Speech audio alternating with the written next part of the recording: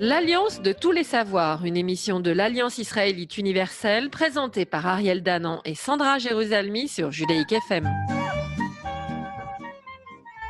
Bonjour, bienvenue dans ce nouvel épisode de l'Alliance de tous les savoirs, l'émission d'actualité de l'Alliance israélite universelle. Comme tous les 15 jours, je suis en compagnie de Sandra Jérusalemi. Bonjour Sandra.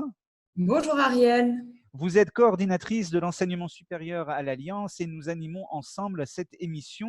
Cette émission où nous avons le plaisir d'accueillir deux invités. Bonjour Sarah-Laure Attias. Bonjour Ariel, bonjour Sandra. Vous êtes directrice du groupe scolaire Alliance des Pavillons sous bois et ensemble, nous allons évoquer quelques sujets importants en ce début des vacances scolaires. Et en deuxième partie, nous retrouverons Gabriel Abensour. Bonjour Gabriel. Bonjour Ariel, bonjour Sandra. Doctorant à l'Université hébraïque de Jérusalem, cofondateur du Beth Midrash Tashma. Nous nous retrouverons ensuite pour parler ensemble de notre programme culturel d'été, Alliance estivale judaïsme séfarade, où vous interviendrez. Mais d'abord, avec Madame Mathias, nous allons évoquer l'actualité du groupe scolaire des Pavillons sous bois avec deux informations évidemment importantes sur lesquelles vous reviendrez évidemment. D'abord, les excellents résultats, comme chaque année, oserais-je dire, du groupe scolaire Alliance des Pavillons sous bois, à la fois pour le brevet et pour le bac, en plus dans une année bien particulière évidemment. Et puis, aussi une nouvelle qui était passée malheureusement un peu inaperçue parce qu'elle était arrivée 2 jours avant le début du confinement, mais le magazine L'Étudiant avait nommé le groupe scolaire, le lycée Alliance des Pavillons sous bois, premier lycée de France. C'est une reconnaissance évidemment extraordinaire. Ce n'est pas la première et cela montre évidemment toute l'excellence du groupe scolaire que vous dirigez, Sarah-Laure Attias. Merci Ariel, merci de me permettre effectivement d'évoquer les résultats de nos élèves, mais en les évoquant, c'est d'abord de saluer le travail des professeurs, tous niveaux confondus. Les résultats du brevet et du baccalauréat, c'est un petit peu la face émergée de l'iceberg, hein. C'est ce que l'on voit in fine, mais vous le savez très bien, c'est le fruit d'un travail au long cours. Et quand je dis au long cours, je ne parle pas simplement d'années, je parle de l'énergie qu'il faut déployer pour accompagner des enfants durant 15 ans, voire 16 ans maintenant, parce que quand on rentre à Pavillon sous bois, on y reste 16 ans. Donc effectivement, nous avons de très bons résultats au baccalauréat et j'ai envie de dire, on ne s'en lasse pas, même si chaque année, nous les attendons avec la même impatience, avec la même inquiétude. Chaque année, nos résultats confirment la qualité du travail, mais on ne se lasse pas de cette satisfaction. Et j'ai envie de dire que quand vous évoquez le classement premier lycée de France, c'est intéressant de s'interroger, qu'est-ce que être premier lycée de France? Ça ne veut pas dire que nous sommes le meilleur lycée. Il y a, vous le savez bien Ariel, vous le savez bien Sandra, il y a de grands lycées prestigieux en France. Mais à quel critère ça obéit? Et là, je pense que c'est une précision qui mérite d'être formulée. Être distingué premier lycée de France, c'est la convergence de plusieurs paramètres. C'est-à-dire, vous avez d'abord un paramètre qui est qu'est-ce qu'on attend d'un lycée X en termes de résultats? Il y a des attentes qui sont calculées par le ministère de l'Éducation nationale en termes d'origine socioculturelle des familles, en termes d'implantation géographique, et on a une attente. Il se trouve que nos résultats sont très au-delà de cette attente. Et qu'est-ce que ça dit de notre établissement? Ça dit de notre établissement que nous consacrons beaucoup d'énergie à accompagner des élèves qui probablement ailleurs n'auraient peut-être pas réussi leur baccalauréat. En fait, ça nous distingue comme lycée accompagnant. Et ça traduit une approche de l'élève qui n'est pas une approche de sélection, qui n'est pas une approche d'orientation fondée sur des critères purement mathématiques, mais qui est une connaissance de l'enfant et la foi que nous avons en la possibilité qu'il se révèle. Je crois que ça, c'est une donnée importante. C'est partir du principe qu'après la classe de seconde, un jeune adolescent peut se révéler. Ce n'est pas parce qu'il n'a pas toujours la moyenne, mais il peut se révéler. Et l'école, elle a cette mission-là.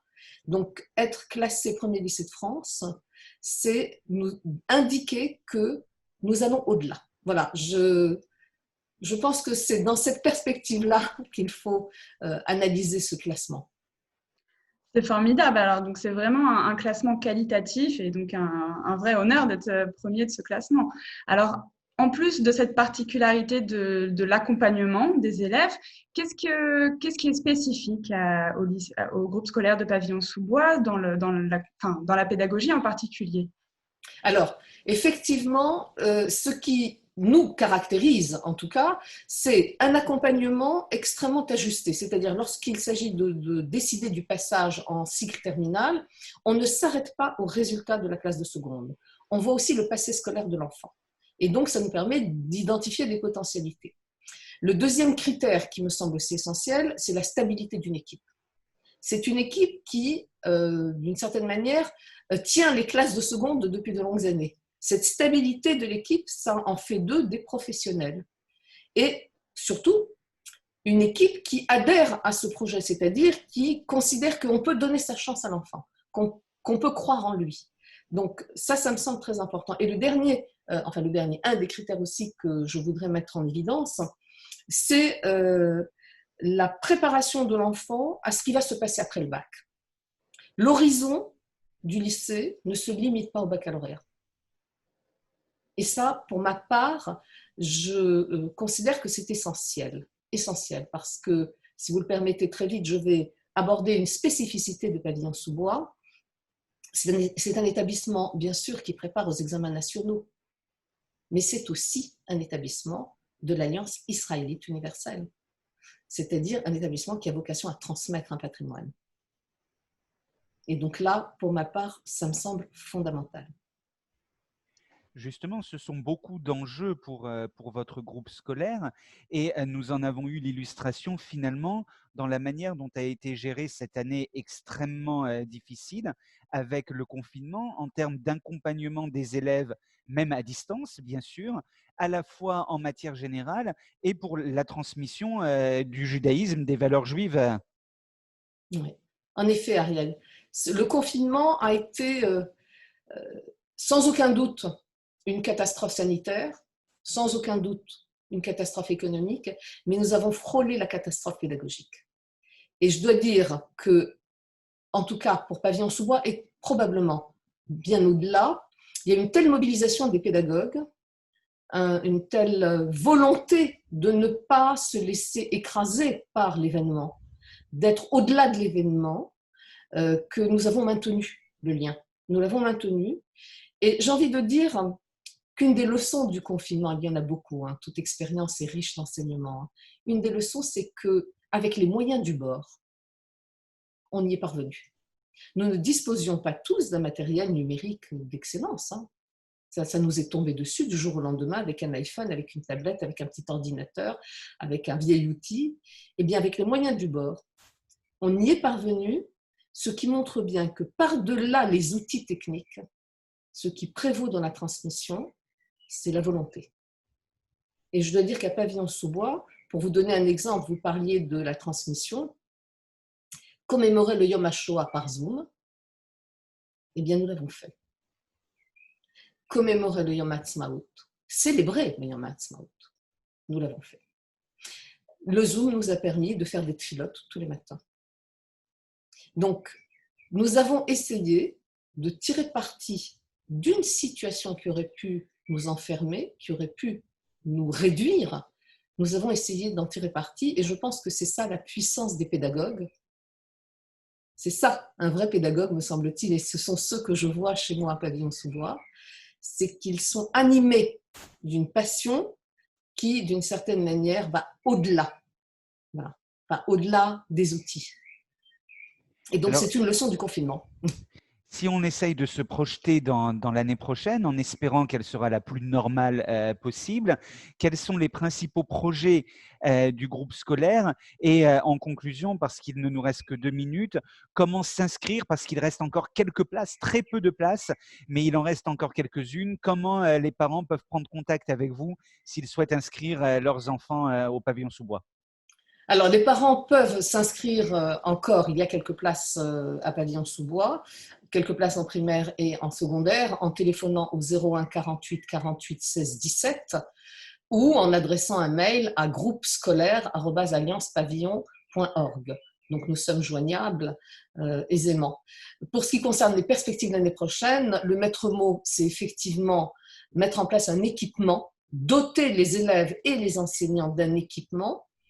Parce que très certainement, même si ce que nous espérons, et si Dieu veut, même si tout va bien, on pourra amorcer une partie en pédagogie digitale parce qu'on a vu que pour certains élèves, affranchis du regard du groupe, ils pouvaient se révéler.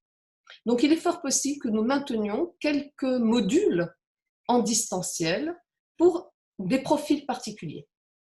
À côté de cela, bien entendu, le deuxième maître mot, outre l'équipement, c'est la formation des maîtres, la formation des encadrants pour ne pas nous laisser surprendre, de manière à ce que ce tournant, ce virage que constitue l'expérience du confinement soit amorcé avec succès par notre établissement.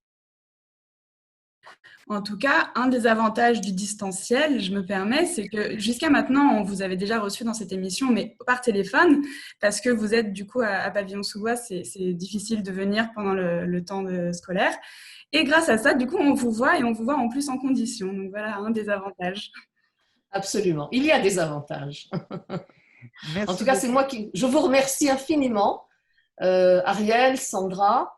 C'est un plaisir pour moi de porter haut les couleurs de l'Alliance des Pavillons sous bois. C'est un établissement qui m'est extrêmement cher et c'est toujours une joie pour moi de valoriser et de valoriser l'équipe qui œuvre. Merci beaucoup Sarah Loratias et je rappelle évidemment vos coordonnées. Vous pouvez joindre à l'école au 01 48 48 16 17 ou par email groupescolaire@alliancepavillon.org. Nous nous retrouvons dans quelques instants avec Gabriela Bensour. Bonjour à tous et bienvenue dans cette deuxième partie de l'émission L'Alliance des Savoirs, l'émission de l'Alliance israélite universelle. Je suis en compagnie toujours d'Ariel Danan et nous recevons pour cette deuxième partie Gabriel Abensour, qui est doctorant à l'Université hébraïque de Jérusalem et le cofondateur du Beth Midrash indépendant Tashma à Jérusalem. Bonjour Gabriel. Bonjour Sandra, bonjour Ariel. Alors Gabriel, on vous reçoit parce qu'on a le plaisir de vous recevoir pour notre programme d'été, l'Alliance estivale, sur le thème des judaïsmes séfarades. Donc je rappelle pour nos auditeurs qui nous ont peut-être suivis dans les cours, on a reçu déjà Michael Benadmon, Martin Messica, Clémence Boulouk, on a parlé de Elie Benamozeg, on a parlé des migrations juives depuis le Maghreb vers le Canada et la France. On a parlé de la tradition rabbinique séfarade à travers le jeûne du 17 Tammuz et à travers la conversion. Et avec vous, Gabriel, on va rester dans le judaïsme séfarade, mais on va voir un peu une dualité, puisqu'on va s'intéresser aussi aux communautés ashkénazes au Moyen-Âge à travers la question de mourir pour Dieu. De quoi il s'agit ? Alors, on est quelques jours, le cours aura lieu quelques jours avant Tisha B'Av. On est dans la période des 3 semaines, qui est une période de deuil dans la tradition juive. Et c'est pour ça que je me suis permis de proposer un sujet tragique et moins joyeux qu'à l'habitude. Et c'est en fait le sujet qu'on appelle le thème du Kiddush Hashem. Alors, le nom Kiddush Hashem, on l'emploie aujourd'hui de différentes façons. Mais à l'origine, le terme Kiddush Hashem est employé pour parler des personnes qui se laissaient tuer ou parfois tuer même pour ne pas se convertir de force au christianisme ou à d'autres religions. Et en fait, on va rentrer dans une partie méconnue, j'ai envie de dire, de l'histoire juive, mais riche en signification et où commence peut-être j'ai pas envie de dire de fracture, mais une des divisions d'approche entre le judaïsme séfarade et ashkénaze au Moyen-Âge, puisque ces deux judaïsmes-là, donc Ashkénaze, on parle de la vallée rhénane, surtout donc l'Allemagne, la France, le nord-est de la France, et Sfarad, je parle donc de ce qui est l'actuelle Espagne. On a ces deux communautés-là qui vont en fait subir différentes formes de persécution au Moyen Âge, notamment les persécutions chrétiennes, mais qui vont agir très très différemment face à la question de la croix ou de la mort. Et dans les communautés ashkénazes, il y a des textes vraiment terribles où en fait les gens vont se laisser mourir et vont même faire une forme d'apologie de la mort, de cette mort sacrée, de cette mort sainte en martyr, avec parfois des descriptions de parents qui tuent eux-mêmes leurs enfants pour empêcher les conversions forcées. Alors que dans le monde séfarade, on va avoir un phénomène qui, donc ça va se faire sur plusieurs siècles, mais on connaît tous, on va dire, le mot final, à savoir le phénomène des maranes, des personnes qui vont choisir une conversion de façade. Et ce qui est intéressant, c'est qu'en fait, cet épisode historique se joue à plusieurs niveaux. Il va y avoir un débat halachique, un débat légal entre les rabbins ashkénazes et les rabbins séfarades sur faut-il se laisser mourir ou pas, se laisser mourir est-il interdit, ou au contraire est-ce une obligation religieuse. On va avoir un débat, on va avoir un écho de ça donc dans la poésie séfarade et ashkénaze, ce qu'on appelle les keynotes, ces chants, donc ces poèmes tragiques qu'on récite souvent à Tisha B'Av, où là-bas on va donner une place très différente à ce qu'on peut appeler le martyr en terre ashkénaze et aux conversions forcées en terre séfarade. Et on va aussi tenter de réfléchir sur, on va dire, ce qui reste de cet ethos dans le monde ashkénaze et dans le monde séfarade, aussi après le Moyen-Âge. Alors voilà ce qu'il en est pour votre conférence qui se déroulera, si je ne me trompe pas, le mardi 28 juillet. Nous avons dit que vous avez cofondé le Beth Midrash indépendant Tashma. Alors évidemment, vos projets ont aussi été un peu chamboulés par la crise sanitaire, mais pouvez-vous nous en dire plus en quelques mots sur ce Beth Midrash et sur vos projets à la fois cet été et l'année prochaine? Oui, le Beth Midrash donc, a été fondé à Jérusalem il y a 4 ans avec Bitya Rosengoldberg. L'idée, c'était vraiment de proposer un cercle d'études francophones où le cœur du Beth Midrash est l'étude sur texte et l'étude ouverte à toutes et à tous. Il y a des hommes, il y a des femmes, il y a des gens de tout background religieux. Les gens viennent, se réunissent en soirée en général et se plongent dans un texte du Talmud, de la philosophie juive,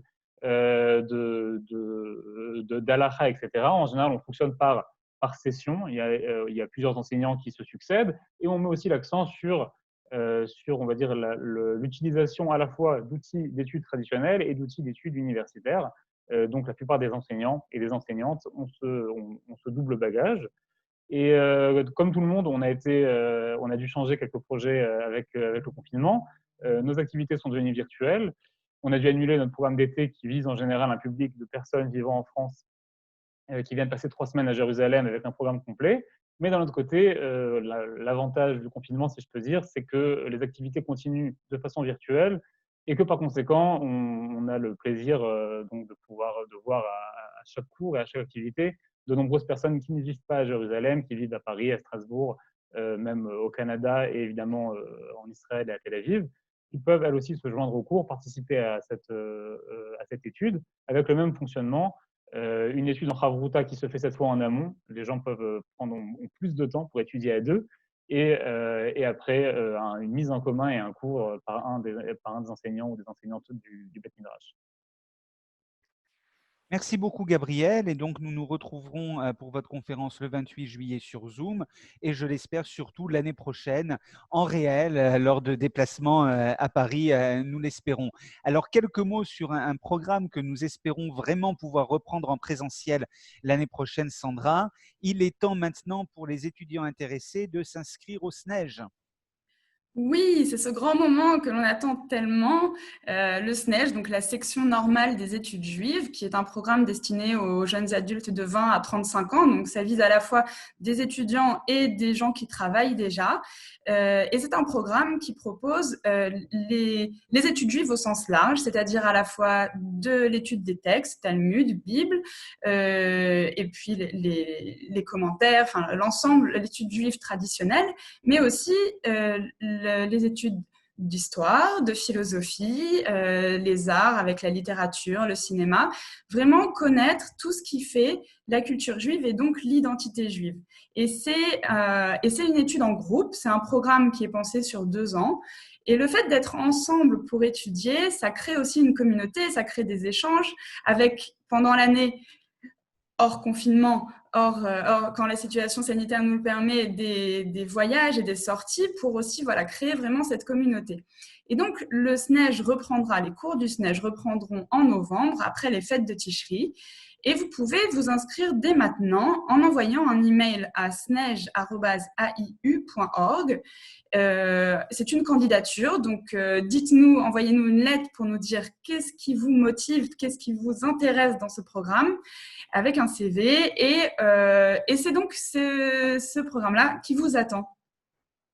Merci beaucoup Sandra. Et donc nous allons finir cette émission avec le calendrier et les prochains événements de l'Alliance estivale autour des judaïsmes séfarades, puisque nous nous retrouverons dans 2 jours, le mardi 21 juillet de 19h à 20h30 pour écouter le professeur Meir Baracher en direct de Jérusalem, islamologue, philosophe, spécialiste des relations entre juifs et musulmans, qui nous parlera des juifs dans le Coran, la manière dont les juifs sont évoqués, sont traités dans le Coran, au-delà des stéréotypes et de ce que nous pouvons entendre régulièrement dans les médias. Il a fait une étude extrêmement poussée d'analyse des textes du Coran et des commentaires du Coran. Meir Baracher a publié un livre il y a quelques mois sur le sujet et il nous présentera une étude donc le 21 juillet sur les Juifs dans le Coran.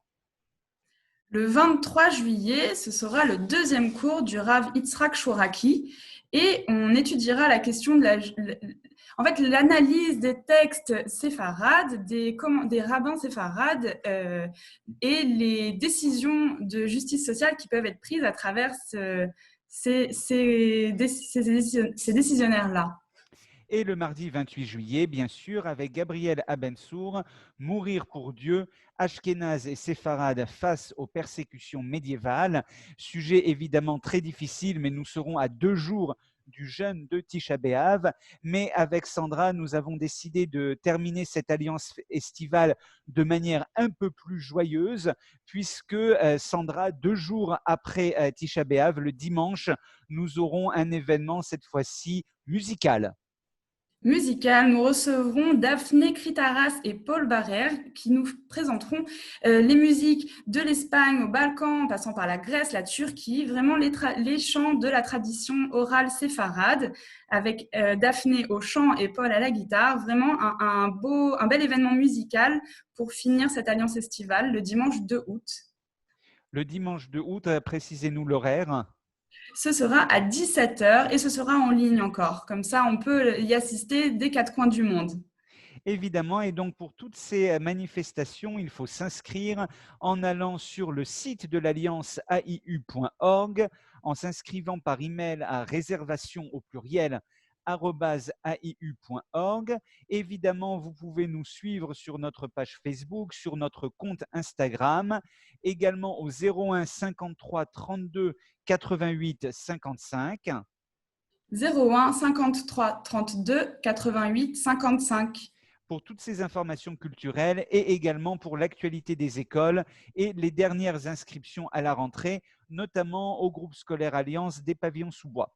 Merci beaucoup à tous et bon dimanche.